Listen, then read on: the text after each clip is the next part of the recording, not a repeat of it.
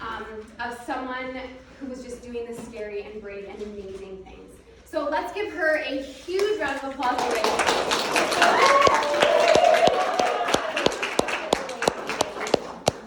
You're making me tear up. I know, I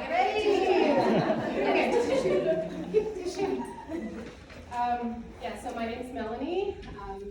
Bear with me because by no means am I a public speaker, but I do have a story to tell, and I have so many thoughts and feelings and experiences that I want to share, and I have to write it all down just to keep my thoughts organized, so there's nothing.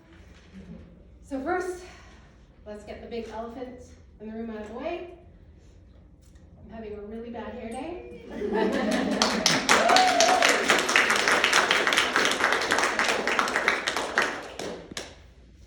Seriously though, yes, I'm bald.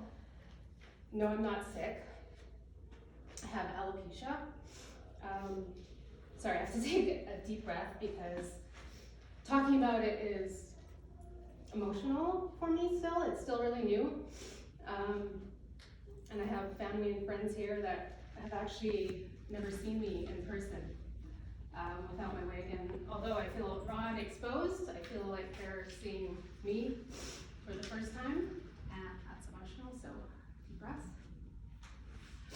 Okay, so let me get the medical side out of the way and explain what alopecia is, because part of my message is how important education is when someone looks different. So just curious, how many people have even heard of alopecia before today? Okay, quite a few, that's good. When I was diagnosed, I knew no one else with it. I had nobody to identify with. I couldn't just hop onto the internet and find stories and look at pictures. The only thing I had was that I remember vividly when I was struggling in my 20s when it had just really started to fall out. I saw on the news that Princess Caroline of Monaco had it, and they showed pictures of her bald, and I smiled and I got butterflies because I thought if a princess could have it, then maybe I'm not a freak. So alopecia is an autoimmune disease that causes your hair to fall out. My immune system is basically a big bully, and it attacks my hair follicles. About 147 million people worldwide have or will develop alopecia areata at some point in their lives. So it's actually more common than one might think. But why have so many not heard of it? When you think about it, it's because the majority of people, mostly females, hide it, including me. There are different kinds, and I specifically have alopecia totalis, where I have total hair loss just on my head. Alopecia areata is what I started out with, where you just get bald patches, and others suffer from total hair loss all over their body, like their nose hairs, their eyelashes. And yeah, I'm fortunate enough to still have eyelashes and eyebrows, but not fortunate enough to not have body hair. Go figure. Too bad you can't pick and choose, right? Other than being bald, physically I'm perfectly healthy. So far there's no cure. And I've come to accept that, and I'm finally at peace with it, but it's taken me a really long time. Too long. I have to live with it, and I have for over 40 years, and I didn't make peace with it until recently. I started with bald patches when I was little, and it continued until I was 23, when it all fell out after a really stressful time in my life. It's not known what the exact cause is, but genetics and trauma or stress can be factors, so manage your stress, everyone. So I got my first wig shortly after it all fell out. I actually looked up the wig company in the Yellow Pages. Remember that? And I just called them and I went in by myself. But yeah, there was no internet for me to look up this kind of stuff. And I hid under that wig, and I never talked about it until recently. But not talking about it was the way I wanted it. June 14th, 2018 is the first time I told anyone besides my family and a couple of close friends that I was bald. I made a post on Instagram and told my story.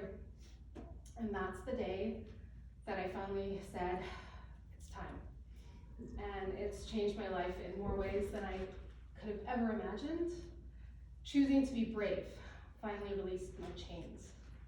And after I posted, the tears flowed, and it was so cathartic. The release was just like a tidal wave, 40 years worth. But I woke up the next day after my secret was out, and I was thinking, what have I done? I'm completely exposed. And then I exhaled. Probably the first real, true, pure exhale I have ever done in my life. And it felt amazing to let it go. And then I read the overwhelming response to my post. There was so much support and love from people that I knew and strangers. Every single word helped break my chains. Okay, sorry, my nose is running. Okay, so what's it like living with alopecia? It's psychologically damaging. I doubted myself every day of my life.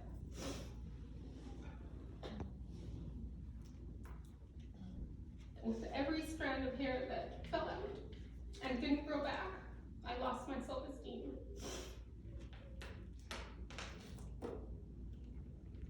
Seeing my own hair in my hands and all over the floor was agonizing.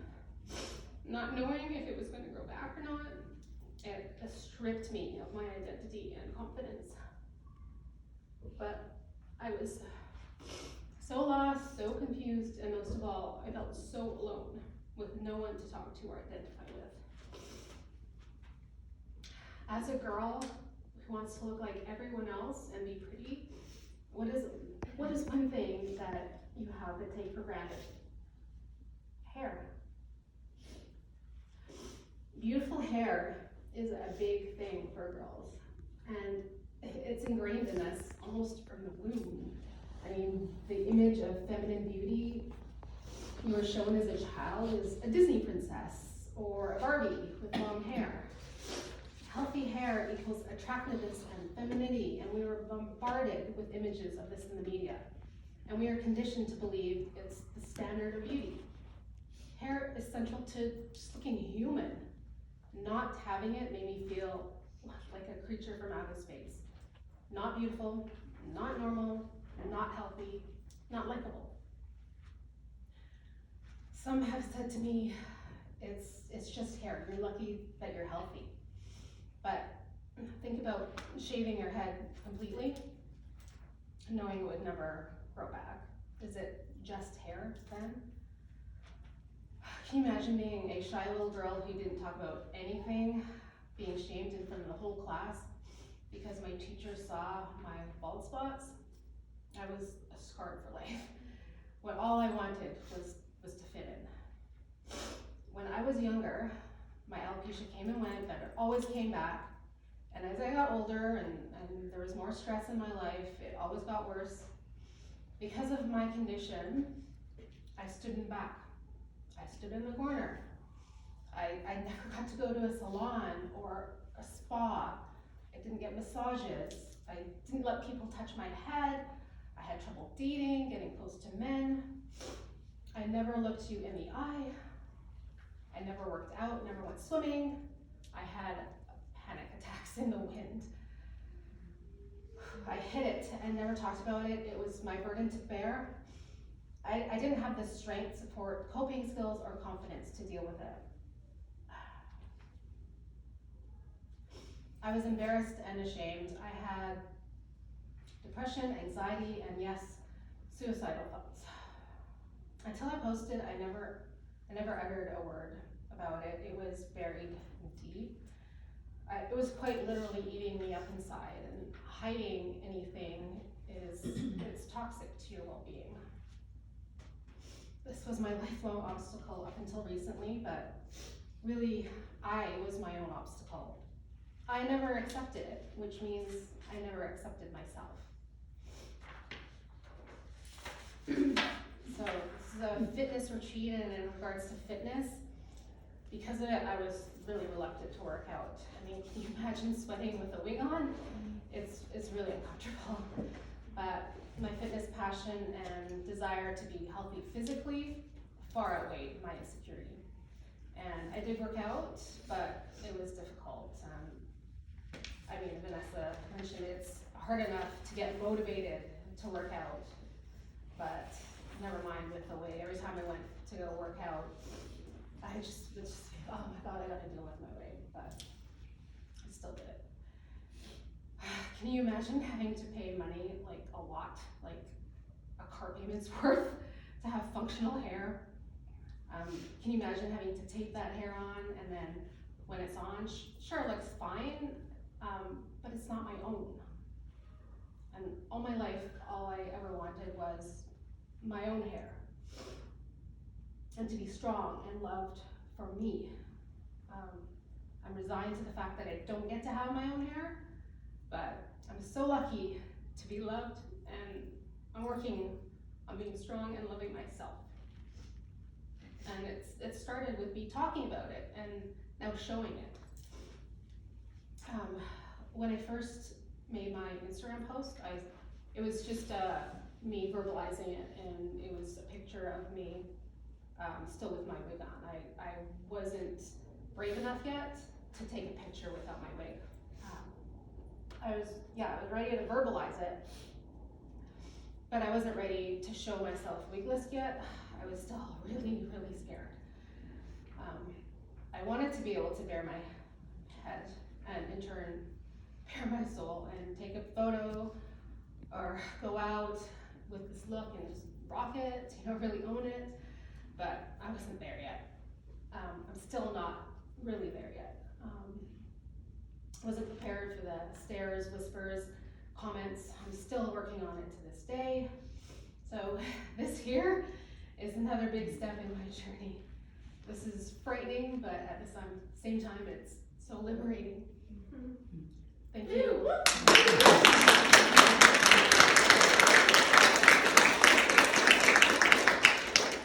Thank you, Vanessa, for giving me this opportunity and asking me to tell my story. When I let go of my 4-year-old secret, at first I felt relief. The unbelievable messages I received made me feel accepted and supported. Life carried on, the dust settled. But then I started to feel sad, anxious, panicked, and worthless, ugly, and empty. I kept it in, and I internalized it, and I was mean to myself. I was spiraling and didn't realize I had slipped into a black hole of depression. To say that alopecia affects your mental health is an understatement. It doesn't directly affect your physical health, but it's so damaging to your mental health. I wanted to just disappear, so I did. I left Instagram, disabled my account, and I just stayed in bed. I was in a really dark place with dark thoughts, and honestly, I didn't understand why. Wasn't I free now? My secret was out. Shouldn't I feel better? But then it hit me like a ton of bricks after a really painful day. After telling my story, nothing had changed. I still had to live without hair, whether people knew or not. I still had the same daily struggles. I put it out there, but I still hadn't accepted my fate. This was my fate. I still felt less than, ugly, weird, freakish, strange, awkward, and uncomfortable without my wig. Without my wig, I'm bald. I didn't want to be bald, but I am, and nothing was going to change that. So, with pain in my heart, tears in my eyes, and fear on my face, I took a selfie without my wig. I had never, ever, ever taken a picture of myself without my wig. myself, and I didn't know if I'd ever share it